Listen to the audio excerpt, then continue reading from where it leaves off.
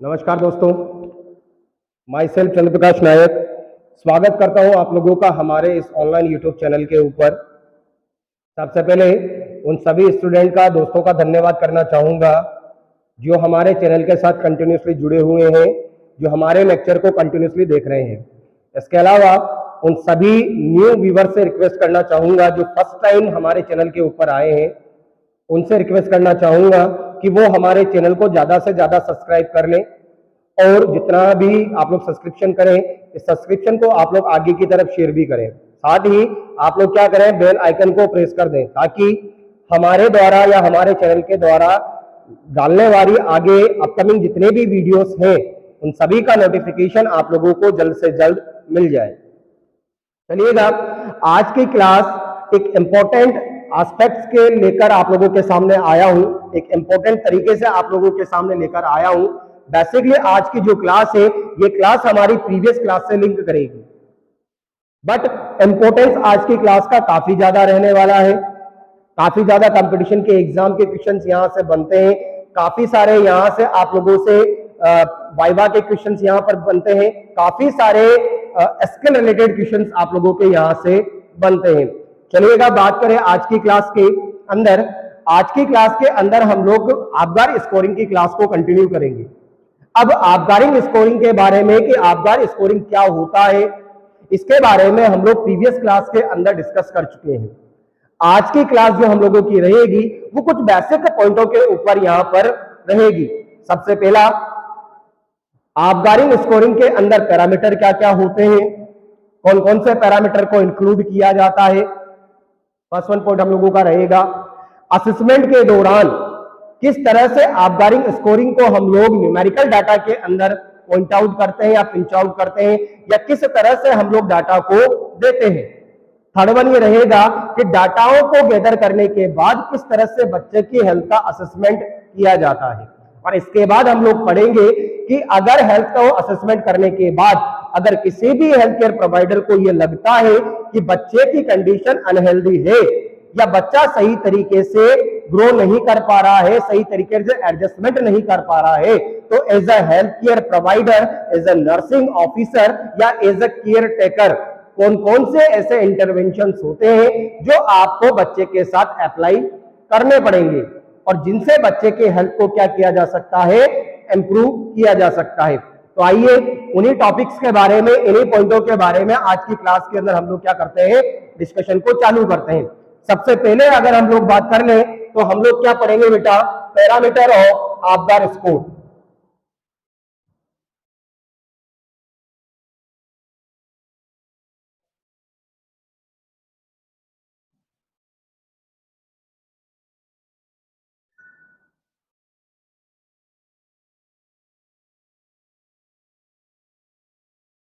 सबसे पहले हम लोग क्या पढ़ेंगे बेटा, पैरामीटर ऑफ आबगार स्कोर, या फिर इन्हें कंपोनेंट ऑफ आबगार स्कोर के नाम से भी जाना जाता है।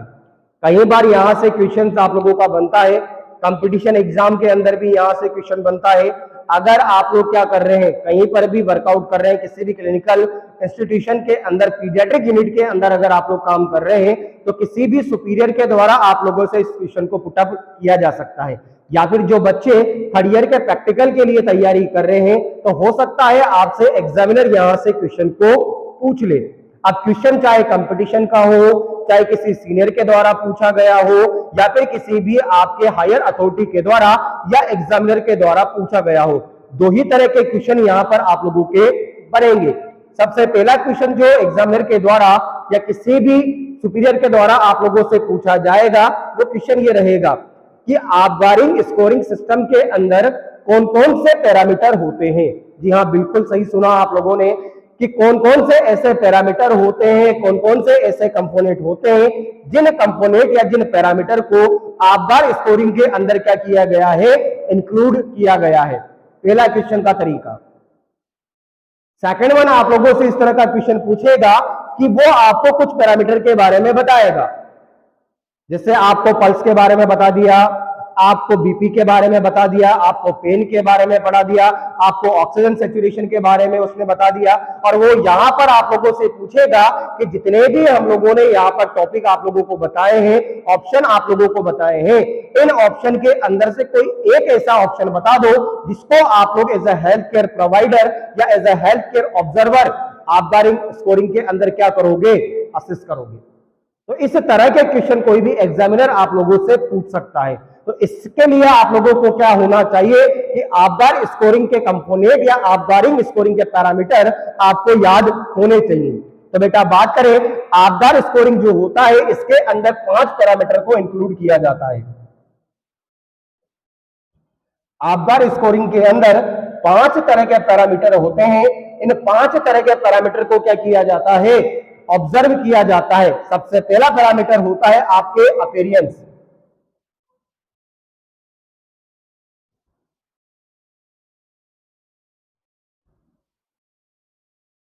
इसके बाद आप लोगों के होता है पल्स।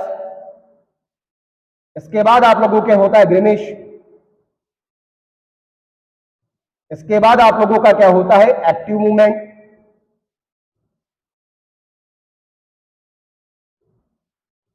लास्ट वन आप लोगों का क्या होता है बेटा, रेस्पिरेशन।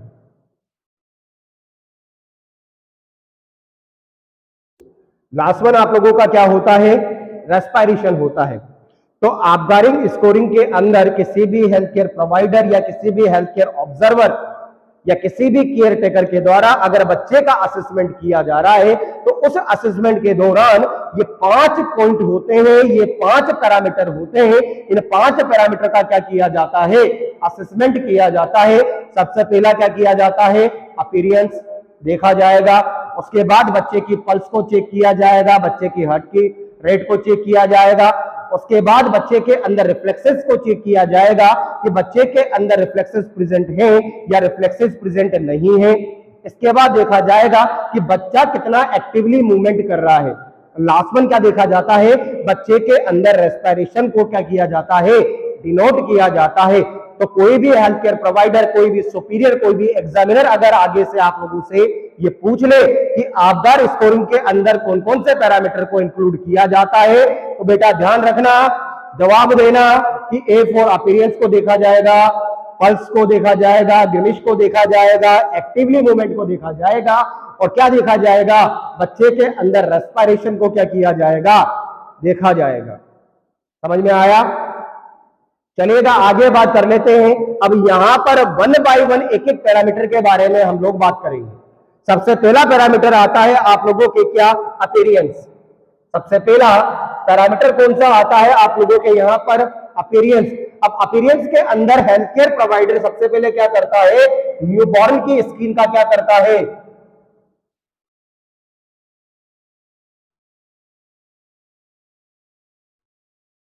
न्यूबॉर्न की जो स्किन होती है इस स्किन का क्या करता है, ऑब्जर्वेशन करता है। क्या करता है भाई, स्किन का क्या करेगा, ऑब्जर्वेशन करेगा। और ऑब्जर्वेशन किसके लिए करेगा, डिस्कलरेशन के लिए।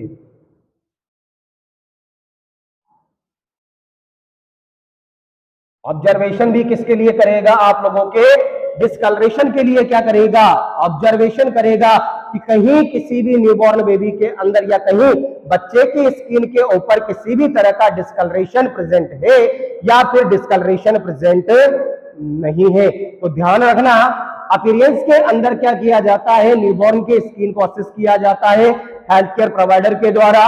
और इसके अंदर भी हम लोग क्या देखते हैं, डिस्कलरेशन देखते हैं कि न्यूबॉर्न की स्किन के अंदर डिस्कलरेशन प्रेजेंट है या डिस्कलरेशन प्रेजेंट नहीं है। तो इस तरह से जब अपीयरेंस को आप लोग स्टडी करोगे, अपीयरेंस को आप लोग असेस करोगे, तो हेल्थ केयर प्रोवाइडर को यहां पर 3 तरह के रिजल्ट यहां पर आप लोगों को मिलेंगे। 3 तरह के रिजल्ट की पॉसिबिलिटी यहां पर होती है जो हेल्थ केयर प्रोवाइडर क्या करेगा, असेसमेंट के दौरान फाइंड आउट करेगा। अब 3 तरह की पॉसिबिलिटी कौन कौन सी होती है, तो सबसे पहली पॉसिबिलिटी होगी क्या, कंप्लीट डिस्कलरेशन।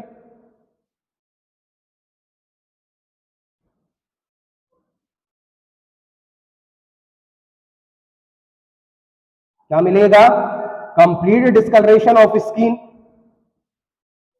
सेकंड वन आप लोगों को क्या मिलेगा, अनकंप्लीट डिस्कलरेशन,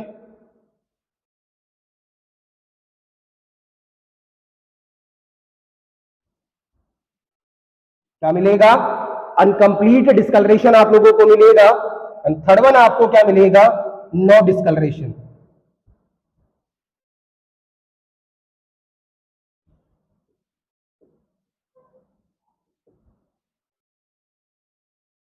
क्या मिलेगा? No discolouration. तो असेसमेंट के दौरान हेल्थ केयर प्रोवाइडर क्या ऑब्जर्व करेगा? डिस्कलरेशन प्रेजेंट करेगा, ऑब्जर्व करेगा, और डिस्कलरेशन के अंदर उसको 3 तरह के रिजल्ट या 3 तरह के असेसमेंट डाटा यहां पर मिलेंगे। सबसे पहले या तो बच्चे के स्किन के ऊपर कंप्लीटली डिस्कलरेशन होगा, बच्चे की टोटल स्किन क्या होगी? डिस्कलरेटेड होगी, या फिर क्या मिलेगा? अनकंप्लीट डिस्कलरेशन मिलेगा स्किन के ऊपर। अनकंप्लीट डिस्कलरेशन का मतलब क्या है कि कहीं पार्ट के ऊपर डिस्कलरेशन प्रेजेंट होगा और कहीं पार्ट के ऊपर बच्चे की स्किन के ऊपर डिस्कलरेशन प्रेजेंट नहीं होगा। थर्ड वन कंडीशन के ऊपर क्या करेगा कि बच्चे की स्किन के ऊपर किसी भी कलर का या किसी भी तरह का डिस्कलरेशन आपको देखने को नहीं मिलेगा। तो ये हम लोग क्या करेंगे? अपीयरेंस के अंदर नोट डाउन करेंगे। उम्मीद करता हूं समझ में आया होगा आप लोगों को। चलिएगा आगे बात कर लें। अब डिस्कलरेशन को चेक करने के बाद हेल्थ केयर प्रोवाइडर के द्वारा सेकंड पैरामीटर जो चेक किया जाएगा, वो सेकंड पैरामीटर कौन सा रहेगा बेटा? आपका पल्स। जी हाँ, अपीयरेंस को चेक करने के बाद या फिर बच्चे के अंदर डिस्कलरेशन को देखने के बाद क्या देखने को मिलेगा कि हेल्थ केयर प्रोवाइडर के द्वारा ऑब्जर्वेशन किया जाएगा किसका? पल्स का। अब पल्स का जब भी आप लोग ऑब्जर्वेशन कर रहे हैं तो सबसे पहला 2 ही तरह का ऑब्जर्वेशन होगा कि पल्स या तो क्या होगी? प्रेजेंट होगी, या फिर पल्स क्या होगी? एब्सेंट होगी। भाई हेल्थ केयर प्रोवाइडर के द्वारा सबसे पहले क्या देखा जाएगा कि अगर आप लोग किसी भी बच्चे के अंदर या किसी भी न्यूबॉर्न के अंदर पल्स का असेसमेंट अगर आप लोग कर रहे हैं तो हेल्थ केयर प्रोवाइडर का प्राइमरी ऑब्जेक्टिव क्या रहेगा? प्राइमरी ऑब्जेक्टिव ये रहेगा कि सबसे पहले वो ये देखेगा कि बच्चे के अंदर पल्स प्रेजेंट है या बच्चे के अंदर पल्स क्या है? एब्सेंट है। अगर यहां पर सेकंड ऑब्जर्वेशन क्या करेगा? इस चीज को चेकआउट करने के बाद health care provider note down करेगा किसको? प्रेजेंट को, कि अगर बच्चे के अंदर या अगर न्यूबॉर्न के अंदर पल्स प्रेजेंट है तो वो पल्स क्या नॉर्मल है या फिर पल्स क्या है? एबनॉर्मल है। ये क्राइटेरिया किया जाएगा सेकंड नंबर के ऊपर और ये क्राइटेरिया किया जाएगा किसके ऊपर? फर्स्ट नंबर के ऊपर। तो सबसे पहले आपदारिंग स्कोरिंग के अंदर जैसे ही हेल्थ केयर प्रोवाइडर क्या करता है? पल्स को असिस करता है, तो पल्स को असिस करने के बाद सबसे पहले वो क्या देखेगा कि पल्स प्रेजेंट है या पल्स एब्सेंट है। अगर बच्चे के अंदर सपोज करें कि पल्स अगर एब्सेंट आ रही है तो आप थर्ड वन क्राइटेरिया के ऊपर नहीं जाएंगे। अगर सपोज कर ले कि आपदारिंग स्कोरिंग के दौरान हेल्थ केयर प्रोवाइडर को ये मिलता है, ये ऑब्जर्वेशन आता है कि फर्दर जो चाइल्ड है या फर्दर जो न्यूबॉर्न बच्चा हमारे पास आया है उसके अंदर क्या है? पल्स एब्सेंट है, और अगर पल्स एब्सेंट मिलेगी तो यहीं से आप लोग क्या करोगे? इंटरवेंशन अप्लाई कर दोगे। यहीं से हम लोग क्या करेंगे? एक्शन अप्लाई कर देंगे। ऐसा नहीं है कि भैया एक काम कर ले कि पल्स तो नहीं आ रही, हो सकता है रिफ्लेक्सेस को चेक कर ले वो प्रेजेंट हो या नहीं। अरे जितना टाइम इतनी देर में आप लोग लगाओगे उतनी देर में बच्चा 11 नंबर की बस पकड़ के सीधा निकल लेगा। तो इस चीज को प्रिवेंट करने के लिए आप लोग क्या करोगे? सबसे पहले हेल्थ केयर प्रोवाइडर ये चीज देखता है कि पल्स प्रेजेंट है या फिर एब्सेंट है। ठीक है। अगर आप लोगों को बच्चे के अंदर अगर पल्स एक्टिवली प्रेजेंट मिलती है तब सेकंड ऑप्शन या सेकंड ओपिनियन जो होता है हेल्थ केयर प्रोवाइडर का, वो सेकंड ओपिनियन क्या रहेगा कि साहब पल्स तो आप लोगों का प्रेजेंट है बट ये पल्स नॉर्मल कैटेगरी के अंदर आ रहा है या ये पल्स नॉर्मल कैटेगरी के अंदर नहीं आ रहा है। और इसके लिए हम लोग क्या करते हैं? पल्स रेट को चेक करते हैं कि अगर किसी बच्चे के अंदर पल्स रेट क्या आ रही हो, अगर किसी बच्चे के अंदर pulse rate 100 beat per minute के बराबर या 100 बीट पर मिनट से क्या आ रही हो? ज्यादा आ रही हो, that is condition to indicate the normal pulse rate of the newborn baby. ये कंडीशन डिनोट करती है कि बच्चे की पल्स रेट क्या है? नॉर्मल है। वहीं अगर किसी भी बच्चे के अंदर पल्स रेट क्या आ रही हो? 100 बीट पर मिनट से क्या आ रही हो, कम आ रही हो, क्या आ रही हो, 100 बीट पर मिनट से क्या आ रही हो, कम अगर आपको देखने को मिल रही है तो ये कंडीशन इंडिकेट करेगी कि न्यूबॉर्न के अंदर क्या हो रहा है, हो सकता है पल्स से रिलेटेड वेरिएशन बच्चे के अंदर देखने को मिल रहे हो। इसके बाद हेल्थ केयर प्रोवाइडर के द्वारा पल्स का असेसमेंट करने के बाद थर्ड वन जो असेसमेंट किया जाता है वो असेसमेंट किया जाता है आपके किसका, ग्रिमिस का। इसको सीधी सीधी भाषा में अगर बात कर ले तो किसका, रिफ्लेक्स का। किसका किया जाता है, रिफ्लेक्सेस को चेक किया जाता है कि बच्चे के अंदर रिफ्लेक्सेस प्रेजेंट है या फिर बच्चे के अंदर क्या है, रिफ्लेक्सेस प्रेजेंट नहीं है। ये बेसिकली किसके ऊपर किया जाता है कि रिफ्लेक्सेस को चेक करने का सीधा सा पॉइंट ऑफ व्यू क्या होता है कि यहां पर बच्चे का हम लोग क्या कर रहे हैं, न्यूरोलॉजिकल असेसमेंट कर रहे हैं।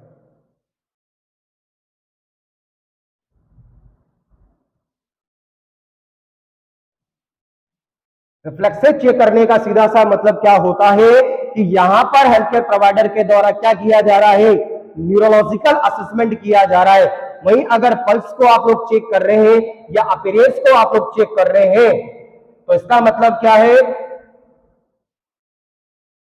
सर्कुलेशन, आप लोग सर्कुलेशन सिस्टम का क्या कर रहे हैं, असेसमेंट कर रहे हैं। ये ध्यान रखिएगा, कभी भी आप लोगों से पूछा जा सकता है। तो रिफ्लेक्सेस की बात कर लेते हैं।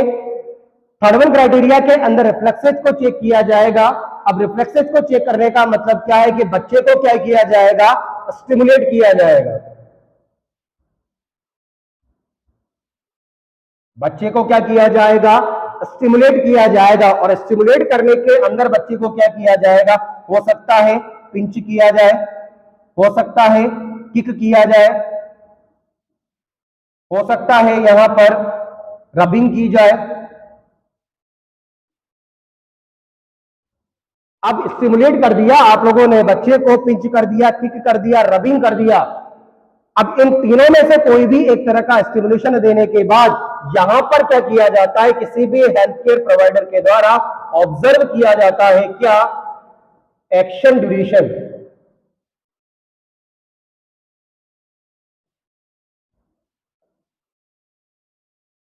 क्या किया जाता है, एक्शन ड्यूरेशन को क्या किया जाता है, ऑब्जर्व किया जाता है। अब जैसे ही आप लोग एक्शन ड्यूरेशन को ऑब्जर्व करेंगे तो यहां पर या तो आप लोगों को क्या मिलेगा, नो एक्शन या फिर एक्शन।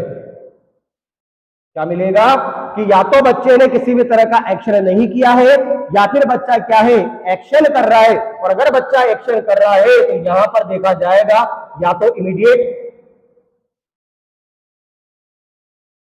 या फिर डिले। ध्यान रखिएगा, हर पॉइंट ऑफ व्यू का रिलेशन यहां पर आप लोगों को मिलेगा कि किसी भी बच्चे के अंदर अगर हम लोग रिफ्लेक्सेस को चेक कर रहे हैं तो किसका असेसमेंट किया जा रहा है, न्यूरोलॉजिकल असेसमेंट किया जा रहा है। अब इस न्यूरोलॉजिकल असेसमेंट या फिर इस रिफ्लेक्स असेसमेंट के दौरान स्टिमुलेट किया जाता है हेल्थ केयर प्रोवाइडर के द्वारा। स्टिमुलेट करने के लिए या तो पिंच करेगा या बच्चे को हल्का सा किक करेगा या फिर बच्चे को क्या करेगा, रबिंग करेगा। इन तीनों का स्टिमुलेशन करने के बाद हेल्थ केयर प्रोवाइडर क्या करता है, ऑब्जर्वेशन करता है, ऑब्जर्व करता है बच्चे को क्या, एक्शन ड्यूरेशन, कि बच्चे का रिफ्लेक्स के प्रति या स्टिमुलेशन के अगेंस्ट कितनी समय के बाद बच्चा क्या कर रहा है, रिएक्ट कर रहा है। तो यहां पर क्या मिलेगा, या तो आपको रिएक्ट नहीं मिलेगा या आपको क्या मिलेगा, रिएक्ट टाइम मिलेगा। अगर रिएक्ट नहीं मिला तो यहीं से आप लोगों को क्या करना है, इंटरवेंशन स्टार्ट करने हैं। अब आप लोगों को अगर पॉजिटिवली एक्शन मिलता है, पॉजिटिवली अगर आपको रिफ्लेक्सेस मिलते हैं तो यहां पर देखा जाएगा कि पॉजिटिव करने के बाद भी रिफ्लेक्स अगर आपको मिल रहा है तो यहां देखा जाता है ड्यूरेशन ऑफ द रिफ्लेक्स, कि रिफ्लेक्सेस का ड्यूरेशन बच्चे के अंदर इमीडिएटली बच्चा रेस्पॉन्स कर रहा है या फिर बच्चा डिले रेस्पॉन्स कर रहा है। अगर बच्चा डिले रेस्पॉन्स कर रहा है या फिर रेस्पॉन्स नहीं कर रहा है, that condition to indicate the neurological trauma. ये कंडीशन इंडिकेट करती है कि नर्व लेबर प्रोसेस के दौरान बच्चे के अंदर कोई भी ट्रॉमेटिक इंजरी हो सकती है जो बच्चे के नर्वस सिस्टम को क्या कर सकती है, डैमेज कर सकती है, या बच्चे के नर्वस सिस्टम को क्या कर दिया है, डैमेज कर दिया है। ठीक है, तो यहां पर एक्शन टेकिंग फेज होता है हेल्थ केयर प्रोवाइडर के द्वारा, और इस पॉइंट पे हेल्थ केयर प्रोवाइडर क्या कर सकता है, एक्शन प्लान को अप्लाई कर सकता है। तो एक बार फिर से बता दूं, रिफ्लेक्सेस के अंदर स्टिमुलेट किया जाएगा, पिंच किया जाएगा, रबिंग किया जाएगा हेल्थ केयर प्रोवाइडर के द्वारा। उसके बाद ऑब्जर्वेशन किया जाएगा। ऑब्जर्वेशन करने के बाद आपको क्या देखना है, रेस्पॉन्स देखना है। या तो आपको रेस्पॉन्स नहीं मिलेगा या फिर आपको रेस्पॉन्स मिलेगा। रेस्पॉन्स अगर आपको नहीं मिलता है तो यहां पर आप लोग क्या कर सकते हैं, अगर रेस्पॉन्स आपको नहीं मिला तो यहां पर आप लोग क्या कर सकते हैं, एक्शन टेकन फेज होता है। यहां पर क्या है, एक्शन टेकिंग फेज यहां पर आप लोगों को प्रोवाइड करवाना होता है। उसके बाद अगर एक्शन मिला तो एक्शन के अंदर हमें क्या देखना है, इमीडिएट एक्शन को देखना है, डिलेड एक्शन को देखना है। इमीडिएट एक्शन अगर आपको मिलता है तो नेक्स्ट असेसमेंट,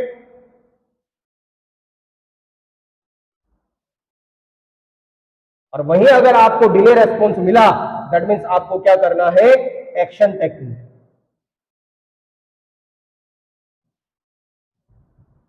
क्या देखना है, एक्शन टेकन। उम्मीद करता हूं समझ में आया होगा आप लोगों को। चलिएगा आगे बात कर ले।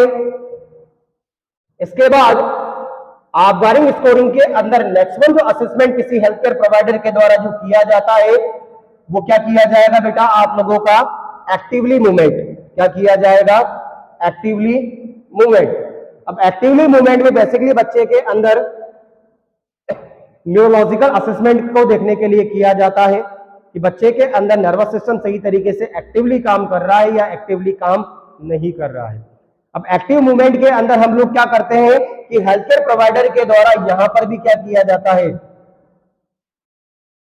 स्टिमुलेट किया जाता है किसको, न्यूबॉर्न को।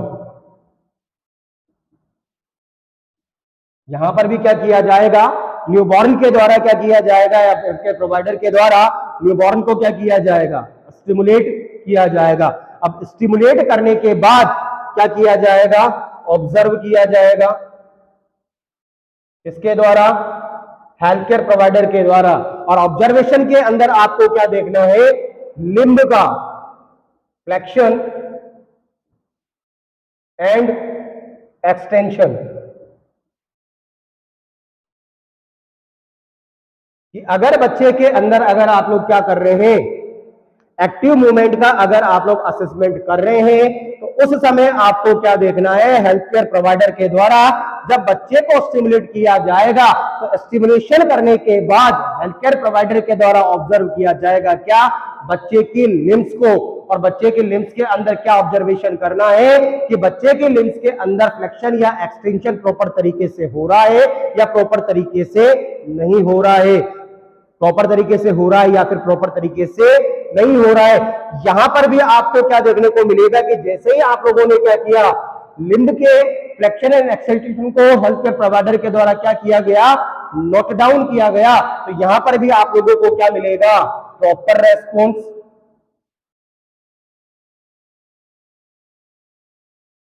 या फिर डिले रेस्पॉन्स।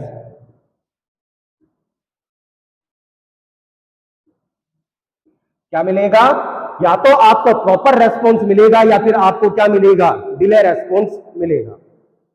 समझ में आया। चलिएगा आगे क्राइटेरिया की बात कर ले। लास्ट वन पैरामीटर जो होता है आपगारिंग स्कोरिंग के अंदर, वो पैरामीटर क्या होता है बेटा, आपका रेस्पिरेशन। क्या होता है, रेस्पिरेशन। अब रेस्पिरेशन क्या किया जाता है कि रेस्पिरेशन के अंदर हम लोग क्या देखते हैं, ब्रीथिंग पैटर्न।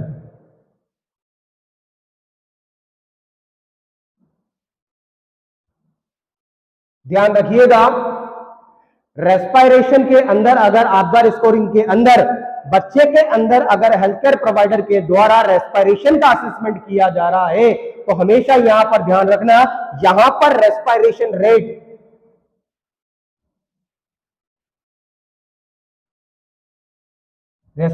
रेट असिस्ट नहीं किया जाता।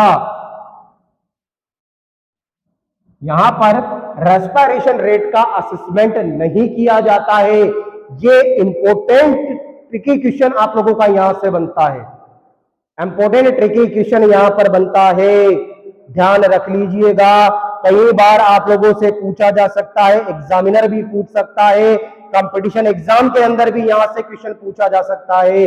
वो ऑप्शन देगा, वो कंफ्यूज करने के लिए आपसे पूछेगा कि पैटर्न के बारे में असेसमेंट करते हैं या रेट के बारे में असेसमेंट करते हैं। तो आपको क्या ध्यान रखना है कि अगर आपका स्कोरिंग के अंदर बच्चे का रेस्पिरेशन अगर हम लोग क्या कर रहे हैं, असेसमेंट कर रहे हैं, तो यहां पर बच्चे के अंदर रेस्पिरेशन के अंदर ब्रीथिंग पैटर्न को देखा जाता है, ब्रीथिंग पैटर्न को ऑब्जर्व किया जाता है, ना कि रेट ऑफ द रेस्पिरेशन, ना कि रेट ऑफ द रेस्पिरेशन। अब ब्रीथिंग पैटर्न को आप लोग ऑब्जर्व करेंगे, तो ब्रीथिंग पैटर्न को ऑब्जर्व करने के बाद जैसे आप लोगों ने ब्रीथिंग पैटर्न को ऑब्जर्व किया, ब्रीथिंग पैटर्न को असेस किया, यहां पर ब्रीथिंग पैटर्न आपको क्या मिलेगा, या तो नॉर्मली मिलेगा या फिर एबनॉर्मल मिलेगा, या तो नॉर्मल मिलेगा या फिर ब्रीथिंग पैटर्न कैसा मिलेगा, एबनॉर्मल मिला। ब्रीथिंग पैटर्न अगर आपको एबनॉर्मल मिला तो ब्रीथिंग पैटर्न के एबनॉर्मल के अंदर दो पॉसिबिलिटी आपको मिलेगी, या तो ब्रीथिंग पैटर्न क्या होगा, स्पीड होगा, यानी कि क्या हो सकता है, फास्ट हो सकता है, मतलब इंक्रीज हो सकता है, या फिर स्लो हो सकता है। तो इस तरह का ब्रीथिंग असेसमेंट आप लोगों को, रेस्पिरेशन असेसमेंट आप लोगों को क्या करना है, बच्चे के अंदर डन करना है। तो ये जो पैरामीटर होते हैं, ये आपगार स्कोरिंग के अंदर बच्चे के अंदर क्या किया जाता है, नोट डाउन किया जाता है। उम्मीद करता हूं पैरामीटर के बारे में आप लोगों को याद रहा होगा, पैरामीटर आप लोगों को अच्छी तरह से समझ में आए होंगे। चलिएगा आगे बात कर ले। अब पैरामीटर को पढ़ने के बाद नंबर आता है स्कोरिंग देने का। भाई आप लोगों ने पैरामीटर के बारे में जान लिया, आप लोगों ने पैरामीटर के बारे में जान लिया। अब किस तरह से क्या करते हैं हम लोग, स्कोरिंग करते हैं। Scoring of Apgar, scoring of Apgar. सबसे पहले अपगार स्कोरिंग के अंदर आप लोगों को बताना चाहूंगा कि अपगार स्कोरिंग के अंदर जो नंबर देते हैं, जो नंबर हम लोग क्या करते हैं, दिए जाते हैं, इसके द्वारा, हेल्थ केयर प्रोवाइडर के द्वारा वो नंबर क्या होते हैं, 0, 1 एंड 2। आपको नंबर इसी रेंज के अंदर देने होते हैं कि आपगार स्कोरिंग के अंदर अगर हम लोग न्यूमेरिकल डाटा दे रहे हैं, न्यूमेरिकल नंबर अगर दे रहे हैं हेल्थ कंडीशन का, तो numerical number health care provider के द्वारा 0, 1, 2 ही दिए जाएंगे।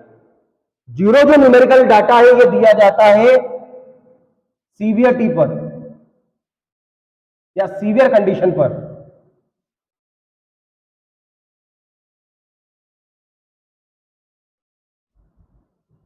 सीवियर कंडीशन पर। वहीं अगर हम लोग एक नंबर दे रहे तो ये दिया जाता है माइल्ड या फिर मॉडरेट कंडीशन पर। कब दिया जाएगा एक नंबर, या तो माइल्ड कंडीशन पर दिया जाएगा या मॉडरेट कंडीशन पर दिया जाएगा। और 2 नंबर जो दिया जाता है ये दिया जाता है नॉर्मल कंडीशन पर। ये दिया जाता है क्या, नॉर्मल कंडीशन के ऊपर नंबर आप लोगों का दिया जाता है। या तो 0 देंगे या 1 देंगे या 2 देंगे। ठीक है, 0 दिया जाएगा सीवियर कंडीशन को डिनोट करेगा। अगर आप लोगों ने नंबर 1 दिया है, हेल्थ केयर प्रोवाइडर के अंदर नंबर 1 दिया गया है, तो माइल्ड या मॉडरेट कंडीशन को डिनोट करेगा। और वहीं अगर क्या किया जाता है, 2 नंबर दिया जाता है, तो ये इंडिकेट करेगा किसको, नॉर्मल कंडीशन को। ठीक है, अब जब हम लोग नंबरिंग देते हैं, जब हम लोग क्या करेंगे, नंबरिंग देंगे, तो नंबरिंग देने के बाद यहां पर आप लोगों से मैक्सिमम स्कोर और मिनिमम स्कोर के बारे में भी पूछा जाता है। ध्यान रखना कि आपगार स्कोरिंग के अंदर जब हम लोग न्यूमेरिकल डाटा के द्वारा हेल्थ की कंडीशन को असेस कर रहे हैं, तो यहां पर आप लोगों से ये क्वेश्चन भी पूछा जा सकता है कि आपगार स्कोरिंग के अंदर मैक्सिमम स्कोर कितना होता है और आपगार स्कोरिंग के अंदर मिनिमम स्कोरिंग क्या होता है। कितना होता है। तो एज हेल्थ केयर प्रोवाइडर या केयर टेकर आपको मैक्सिमम मिनिमम स्कोरिंग के बारे में भी पता होना चाहिए। तो यहां पर आपदार स्कोरिंग के अंदर जो मैक्सिमम स्कोर दिया जाता है वो मैक्सिमम स्कोर कितना आता है बेटा आपके 10। कितना आता है 10। वहीं जो मिनिमम स्कोर आता है ये मिनिमम स्कोर कितना आता है 0। कितना आता है 0। तो अगर आप लोगों से पूछ ले कि आपदार स्कोरिंग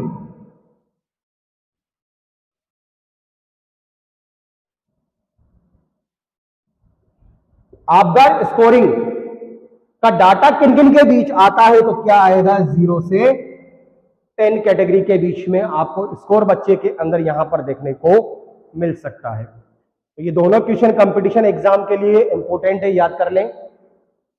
कई बार पूछा गया है, सीनियर के द्वारा भी पूछा जा सकता है या फिर आप लोगों से किसी एग्जामिनर के द्वारा भी पूछा जा सकता है। वहीं इन कंडीशन के बारे में, डाटा के बारे में भी याद कर ले, ये भी आप लोगों से सीनियर के द्वारा या आपके एग्जामिनर के द्वारा पूछा जा सकता है कि 0 नंबर दे रहे हैं मतलब बच्चे की कंडीशन, या 0 नंबर कब दिया जाता है, 1 नंबर कब दिया जाता है, या फिर 2 नंबर कब दिया जाता है। समझ में आया? समझ में आया? चलिएगा आगे बात कर ले। अब हम लोग क्या करते हैं कि जब बच्चे को स्कोरिंग करेंगे, हम क्या करेंगे, आपदार स्कोरिंग के अंदर जब बच्चे को क्या किया जाता है, स्कोरिंग किया जाता है, तो स्कोरिंग का जो डाटा है हमारे वो कितने से कितने के बीच में मिलेगा, 0 से 10 के बीच में क्या मिलता है, हमें डाटा रिसीव होता है। डाटा रिसीव होता है किसको, हेल्थ केयर प्रोवाइडर को। अब इस डाटा को हेल्थ केयर प्रोवाइडर के द्वारा 3 अलग अलग कैटेगरीज के अंदर क्या किया जाता है, डिवाइड किया जाता है। ये जो डाटा मिला है इस डाटा को क्या किया जाता है, हेल्थ केयर प्रोवाइडर के द्वारा 3 कैटेगरी के अंदर क्या किया जाता है, डिवाइड किया जाता है। सबसे पहला कैटेगरी के अंदर आता है 0 से 3, सेकंड कैटेगरी के अंदर आता है 4 से 7 या सॉरी 4 से 6, एंड थर्ड वन कैटेगरी के अंदर क्या आता है आप लोगों का 7 to 10। जैसे ही क्या करोगे, हेल्थ केयर प्रोवाइडर के द्वारा 0 से 10 के बीच में नंबर दिए मिलेंगे आप लोगों को, नंबर जैसे ही आप लोगों को मिले उसके बाद 3 तरह की कैटेगरी के अंदर यहां पर स्कोरिंग आप लोगों को मिलती है। हो सकता है स्कोरिंग आपको क्या मिले, 0 से 3 के बीच में मिले, हो सकता है स्कोरिंग आपको 4 से 6 के बीच में मिले, या हो सकता है स्कोरिंग आपको 7 से 10 के बीच में मिले। अब इन स्कोरिंग का मतलब क्या होता है, अब इन स्कोरिंग का मतलब क्या होता है, तो बेटा ध्यान रखना, स्कोरिंग का सीधा सा मतलब क्या होता है कि अगर असेसमेंट के दौरान किसी बच्चे का आपका स्कोर क्या आ रहा है, 0 से 3 कंडीशन के अंदर आ रहा है क्या आ रहा है, 0 से 3 कंडीशन के अंदर अगर 3 के अंदर स्कोर मिल रहा है तो उसका मतलब क्या हो गया कि ये बच्चे क्या है, सीवियरली इल है, या इन बच्चों की कंडीशन क्या है, कंप्लीटली अनहेल्दी है।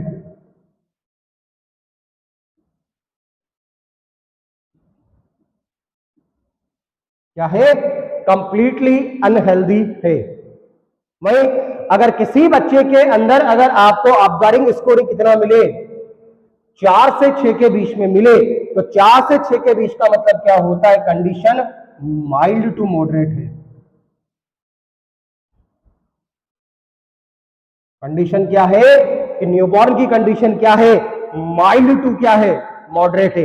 वहीं अगर आपको क्या देखने को मिले, 7 to 10 कंडीशन के अंदर देखने को मिले, दैट मीन्स ये कंडीशन कौन सी है, नॉर्मल कंडीशन है।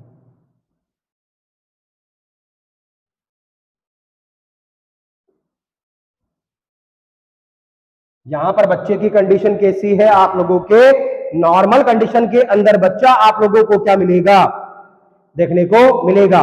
तो आपदार स्कोरिंग के अंदर 3 तरह के डाटा या 3 तरह की चीजें आप लोगों को देखने को मिल सकती है।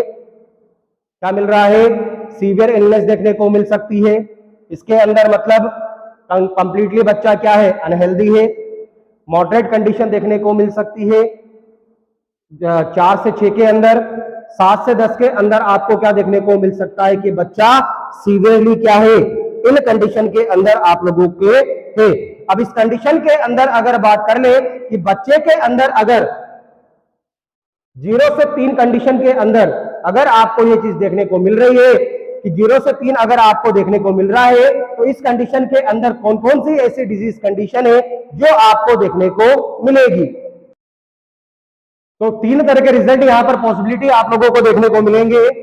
अब यहां पर हम लोग बात कर ले कि जब रिकॉर्डिंग डाटा आप लोगों को मिल रहे हैं 3 कैटेगरी के अंदर, 0 से 3 के अंदर मिल रहे हैं, 4 से 6 के अंदर मिल रहे हैं, या 7 से 10 के अंदर अगर आप लोगों को मिल रहे हैं, तो हेल्थ केयर प्रोवाइडर के द्वारा कौन कौन से एक्शन क्या किए जाएंगे, इंप्लीमेंट किए जाएंगे, ताकि बच्चे की कंडीशन को क्या किया जा सके, इंप्रूव किया जा सके।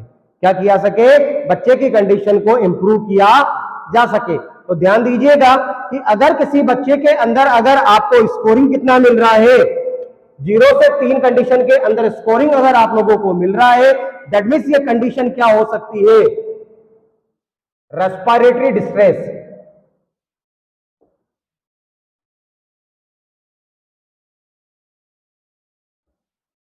कंडीशन क्या हो सकती है, रेस्पिरेटरी डिस्ट्रेस आपको यहां पर बच्चे के अंदर देखने को मिल सकता है। मतलब बच्चे के अंदर क्या हो सकता है, आरडीएस देखने को मिल सकता है। बच्चे के अंदर आरडीएस की कंडीशन आपको देखने को मिल सकती है। अब इस कंडीशन के अंदर अगर आपको बच्चे को सरवाइव करवाना है, बच्चे को अगर आपको बचाना है, तो हेल्थ केयर प्रोवाइडर के द्वारा इमीडिएटली क्या किया जाएगा, रिसब्स्टिट्यूशन प्रोसीजर अप्लाई किए जाएंगे। मतलब बच्चे को आपको क्या करना है, या तो आप लोगों को बच्चे को सीपीआर देना है, और उसके अलावा बच्चे को आप लोगों को क्या देना है, इंक्यूबेशन प्रोसीजर अप्लाई करना है। तो इन 2 तरीकों के द्वारा बच्चे को आप लोग सरवाइव करवा सकते हैं।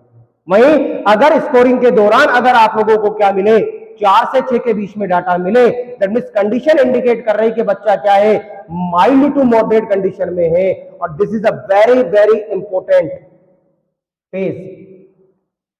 ये फेज किसी भी हेल्थ केयर प्रोवाइडर के लिए सबसे ज्यादा इंपॉर्टेंस रखती है। सबसे ज्यादा क्या रखती है, इंपॉर्टेंस रखती है। इस फेज के अंदर हेल्थ केयर प्रोवाइडर को क्या होना होगा, अलर्ट होना होता है। क्या होना होता है, अलर्टनेस के अंदर रहना होता है। और बच्चे को कंटिन्यू क्या करना पड़ता है, मॉनिटर करना पड़ता है। क्या करना पड़ता है, मॉनिटर करना पड़ता है। कि अगर अलर्ट नहीं हुआ हेल्थ केयर प्रोवाइडर या बच्चे को मॉनिटर नहीं किया, तो मैं भी पॉसिबिलिटी है कि बच्चा सडनली क्या चला जाए, सीवियरिटी की तरफ प्रोग्रेस कर जाए। और अगर यहां पर हेल्थ केयर प्रोवाइडर अलर्ट है, बच्चा का रेगुलर मॉनिटरिंग में है, तो ये भी पॉसिबिलिटी कि बच्चे की कंडीशन क्या हो जाए, वापिस नॉर्मल कंडीशन में आ जाए। तो this is a very very important phase for the health care provider. तो इस कंडीशन के अंदर दिखा गया है, रिक्वायर्ड करता है इमीडिएट इंटरवेंशन की। आपको क्या करना है, इमीडिएटली इंटरवेंशन बच्चे के अंदर क्या करने हैं, अप्लाई करने हैं। जैसे O2 थेरेपी, बच्चे को आप लोग ऑक्सीजन थेरेपी दे सकते हैं, या फिर प्रिवेंशन ऑफ हाइपोथर्मिया कर सकते हैं। क्या कर सकते हैं, प्रिवेंशन ऑफ हाइपोथर्मिया कर सकते हैं। तो इस तरह के इंटरवेंशन फर्दरली आप लोग क्या कर सकते हैं, बच्चे के साथ अप्लाई कर सकते हैं। और वहीं अगर आपको स्कोरिंग किसके बीच में मिले, 7 से 10 के बीच में स्कोरिंग अगर आप लोगों को मिले, that means health care provider को किसी भी तरह का इंटरवेंशन करने की जरूरत नहीं है। बच्चा आप लोगों का क्या है, हेल्दी है। समझ में आया? उम्मीद करता हूं आज की क्लास आप सभी लोगों के लिए इंपॉर्टेंट रहे। आज की क्लास पढ़ने के बाद आपको अबगार स्कोरिंग के अंदर किसी भी तरह का कंफ्यूजन नहीं होना चाहिए। इन्हीं शुभकामनाओं के साथ आज की क्लास को खत्म करते हैं। धन्यवाद।